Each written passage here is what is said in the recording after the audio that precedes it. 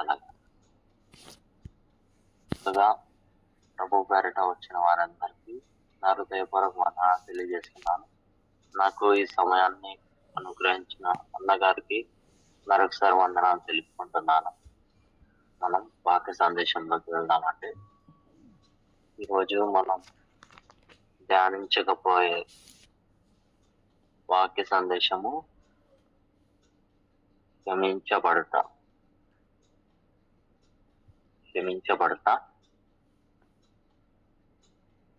మనము ఎక్కడైతే మనం మన స్థితిని కోల్పోయామో, ఎవరి వల్ల అయితే మనం పాపపు బంధకాలకు లోనయ్యామో, ఎవరి వల్ల ఇప్పుడు ఇంత మనం అనుభవిస్తున్నామో అదంతా మనకు తెలిసిందే. కాబట్టి ఆది కాలం నుండి ఆదాము అవ్వలు చేసిన పనికి అది ఇప్పుడు ఈ జలచరంలో ఉన్న అన్ని మనం చూస్తూనే వస్తున్నాం. అంతా నాశనమైంది, అంతా ఖరాబ్ అయిపోయింది. ఏది చూసుకోవడానికి కూడా లేకుండా అయిపోయింది. అదే విధంగా బైబిల్లో చెప్పబడుతుందంటే, మనుషుల అపరాధములను క్షమించండి. ఇక్కడ యేసు ప్రభు వారి సహోదరుడు చెప్తున్నాడు, మన పాపములను మనము ఒప్పుకొనిన ఎడల ఆయన నమ్మదగిన వాడును నీతిమంతుడును గనుక ఆయన మన పాపములను క్షమించి సమస్త దుర్నీతి నుండి మనలను పవిత్రులుగా చేయి.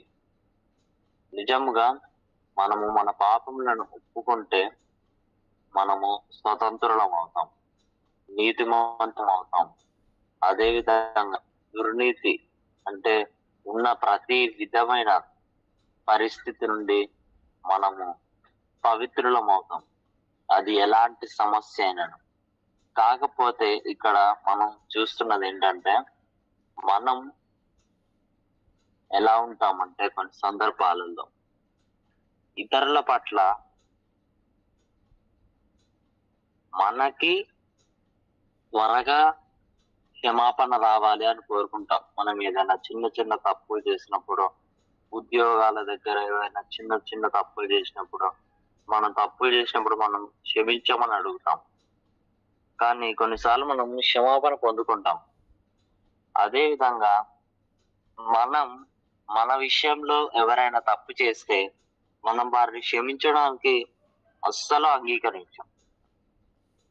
అది ఎంత హీనమైన పరిస్థితి అంటే మన పాపాలు మనం క్షమించమని దేవుడిని కోరుకుంటాం, కానీ మనం మాత్రం ఎవరిని క్షమించం. ఇది చాలా విచిత్రమైనది. స్వార్థపూరితంగా ఏం చేస్తారంటే ఏదోలాగా ఆలోచించేస్తారు, భయంకరం. కానీ వాక్యం ఏం సెలవిస్తుందంటే, పరిశుద్ధ గ్రంథం ఏం సెలవిస్తుందంటే, కీర్తనల గ్రంథము 86వ అధ్యాయము 5వ వచనము, ప్రభువా నీవు దయాళుడవు, క్షమించుటకు సిద్ధమైన మనసు గలవాడవు, నీకు మొరపెట్టిన వారందరూ కృపాతిశయము గలవాడు. ఏంటంట? దేవునికి మొరపెట్టుకొని దేవుడు ఎవరంట? క్షమించుటకు సిద్ధమైన మనసు గలవాడు. మనం ఏం చేస్తామంటే కావాలని తెలిసి ఇది తప్పు అని తెలిసినప్పటికీ కూడా మనం చేస్తూనే ఉంటాం. కొంతమంది రియలైజ్ అవుతారు, కొంతమంది రియలైజేషన్ కూడా అవ్వరు. దాన్ని మన పరిశుద్ధ గ్రంథం ఏం సెలవుస్తుందంటే, వాత వేయబడిన మనకు సాక్షి అని కూడా మనం పరిశుద్ధ గ్రంథంలో చూసుకుంటున్నాం.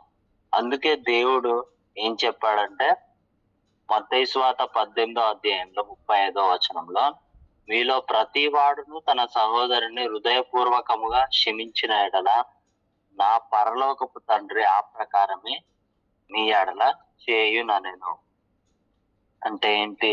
మనం ఇతరులను క్షమిస్తే, హృదయపూర్వకంగా క్షమిస్తే తండ్రి ఆ ప్రకారమే మన పట్ల చేస్తాడంట. మనకి ఏదైతే జరగాలి అనుకుంటున్నామో, ఇతరుల పట్ల ఏలాగా మన వైఖరి ఉంటుందో అలాగే దేవుడు కూడా మన పట్ల ఉంటాడంట. ఉదాహరణకు చెప్పాలంటే యేసు ప్రభువుల వారు చెప్పిన ధన్యతలలో ఒక ధన్యత ఉంటుంది. కనికరం గల వారు ధన్యులు, వారు దేవుని కనికరం పొందెదరు అని. అంటే ఏంటి?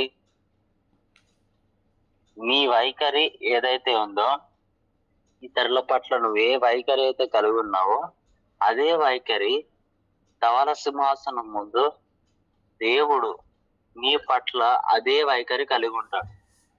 నువ్వు ఎవరి పట్ల అయితే కనికరంగా ఉంటావో తీర్పు దినాన ఆయన కూడా నీ పట్ల కనికరం చూపిస్తాడు. నువ్వు దయ చూపిస్తావో ఆయన దయ చూపిస్తాడు. నువ్వు దయ చూపించకుండా కోపంతో ఈర్ష్యతో ఉంటే దేవుడు నీ యొక్క ప్రతిదండన ఆ దినం రోజు కూడా ఆయన కూడా నీ పట్ల అలానే ఉంటాడు.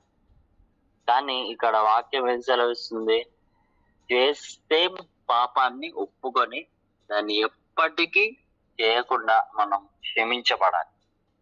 క్షమాపణ దొరుకుతుంది కదా అని మళ్ళీ మళ్ళీ పాపం చేయడానికి అది ఏంటంటే అదొక వినియోగదారమైనది కాదు.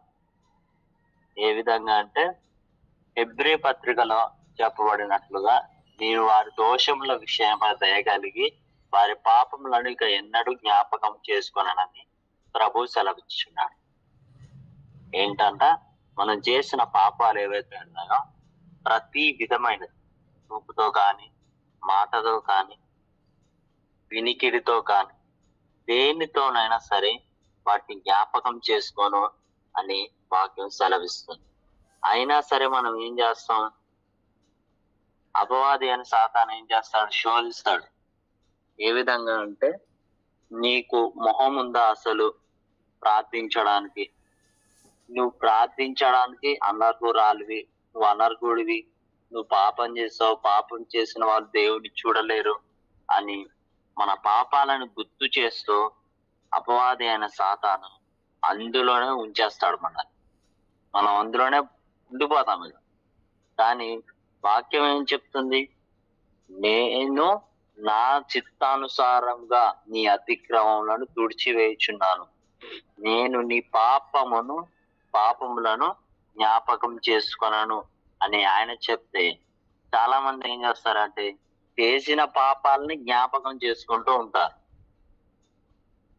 ఒకసారి మనం చేయొద్దు అన్న పనిని మాటి మాటికి చేస్తూ ఉంటే దానంత విచిత్రమైన సంఘటన ఆ విషయం ఇంకోటి ఎక్కడ ఉండదు. అందుకే దేవుడు ఏం చెప్తున్నాడు? యేసు ప్రభువుల వారు ఏం చెప్తున్నాడు?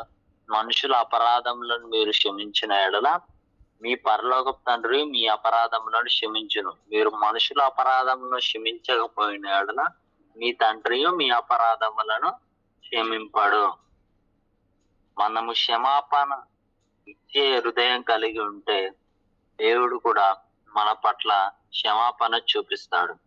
మనం క్షమాపణ కలిగి లేకుండా ఎవరిని ఇష్టం వచ్చినట్టు మాట్లాడుతూ కించపరుస్తూ ఉండడానికి వీల్లేదు. వాక్యంలో మరొకసారి చూసుకున్నట్లయితే ఏం చెప్పబడుతుందంటే, లూకాసు వార్త 6:37 తీర్పు తీర్చకుడి, అప్పుడు మిమ్మల్ని గురించి తీర్పు తీర్చబడదు. నేరము మోపకుడి, అప్పుడు మీ మీద నేరము మోపబడదు. దేని విషయమై? పాపము విషయమే. పాపం విషయమే. చాలా మంది ఎలా ఉంటారంటే అసలు ఇక సోషల్ మీడియాలో చూసుకుంటే ఇక వాడికి వాడే జడ్జి వాడు జడ్జిమెంట్ ఇస్తా ఉంటాడు. కింద వస్తారు కామెంట్ సెక్షన్ లో వచ్చి ఏం మాట్లాడతారో తెలియదు, ఇష్టం వచ్చినట్టు తీర్పు తీర్చేస్తారు వాళ్ళని వీళ్ళని కదా. మనం చూస్తూనే ఉన్నాం ఈ రోజులలో. అందుకే వాక్యం ఏం సెలవుస్తుంది? మీరు తీర్పు తీర్చకుడి, మిమ్మును గురించి తీర్పు తీర్చబడదు. మనం ఎప్పుడైతే తీర్పు తీర్చకుండా ఉంటామో మన తండ్రి ఎవరైతే ఉన్నారో ఆయన కూడా మనల్ని తీర్పు తీర్చడు అని చెప్తున్నాడు. ఇంకో సంఘటన మనం చూసుకున్నట్లయితే, మనం పరిశుద్ధ గ్రంథంలో నుండి ఇది ఎబ్రీ పత్రికలో చెప్పబడుచున్నదండి. దేని విషయమై అంటే, మీలో ఎవడైనా దేవుని కృపను పొందకుండా తప్పుకోనేమో అని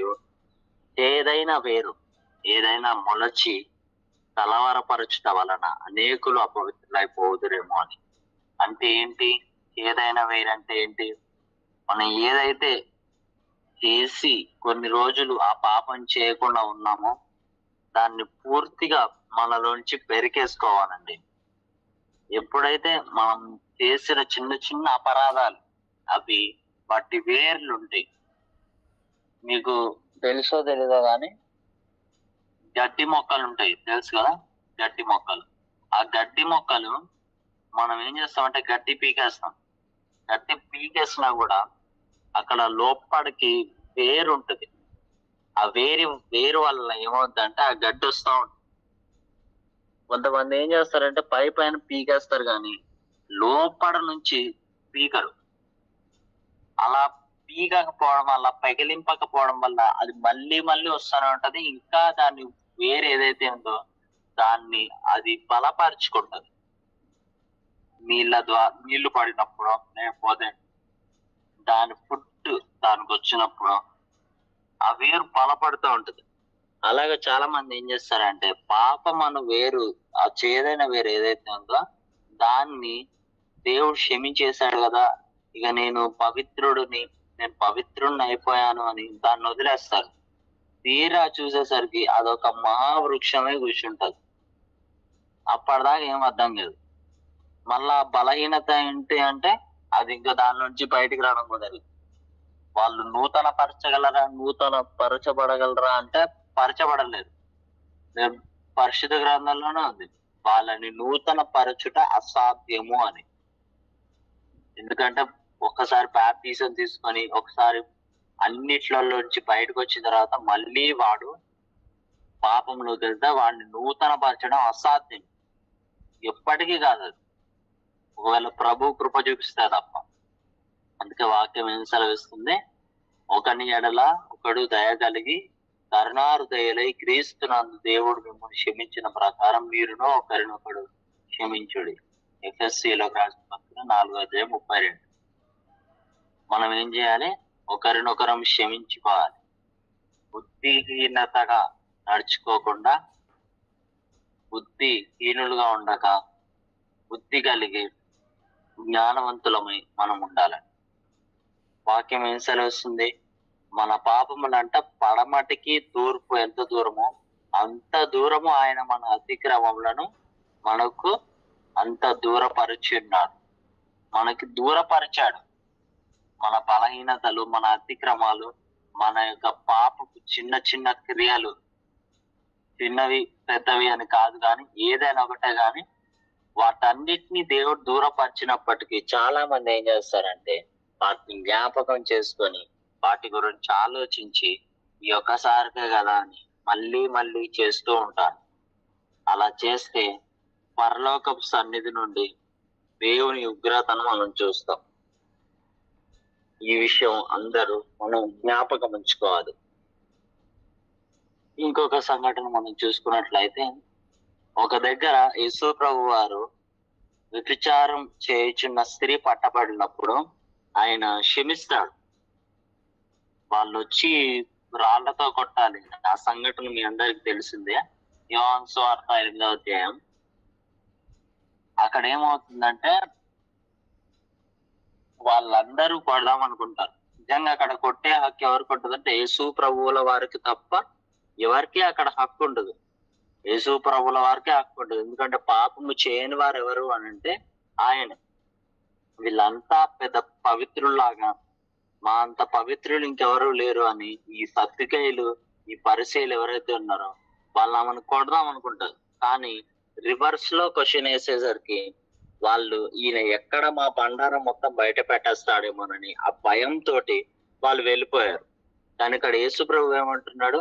అందుకు యేసు, నేనును నీకు శిక్ష విధింపను, నీవు వెళ్ళి ఇక పాపము చేయకుమని ఆమెతో చెప్పాను.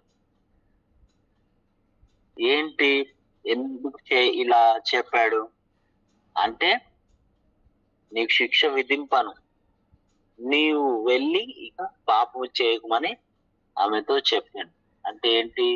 పాపము చేయడం వల్ల కలిగే నష్టం ఏంటిది? శిక్ష. శిక్ష ఏంటిది? నిత్య అగ్ని. చాలా మంది వాక్యంలో వాళ్ళకి నచ్చిన భాగాన్ని ఎన్నుకొని మధ్యలో భాగాన్ని చూసుకోరు. దేవుడు ఎక్కడైతే మనకి కృప చూపిస్తాడు, క్షమిస్తాడో అక్కడే ఒక వార్నింగ్ కాల్ కూడా ఉంటుంది. అది మనం గుర్తుపెట్టుకొని జాగ్రత్తగా మన యొక్క దిన జీవితం ఏదైతే ఉందో దాన్ని సరిగ్గా కొనసాగించగలిగినట్లయితే మనము తండ్రితో ఏకమైన వారమై ఉండి ఆయన మన పట్ల కలిగి ఉన్న ప్రణాళికలను మనం చూసుకుంటూ లోక పోకడలలో నుంచి మనం బయటకు వచ్చి క్రీస్తు నందు వేరు పారి విస్తరిస్తే అప్పుడు మన తండ్రి మనకు కావాల్సినవన్నీ మనకు అనుగ్రహిస్తారు కదా. ఈ యొక్క చిన్న వాక్యం దేవుడు మన వెనికిడిలో దీవించును గాక. ఆమేన్. ప్రైజ్ లార్డ్ అన్నా.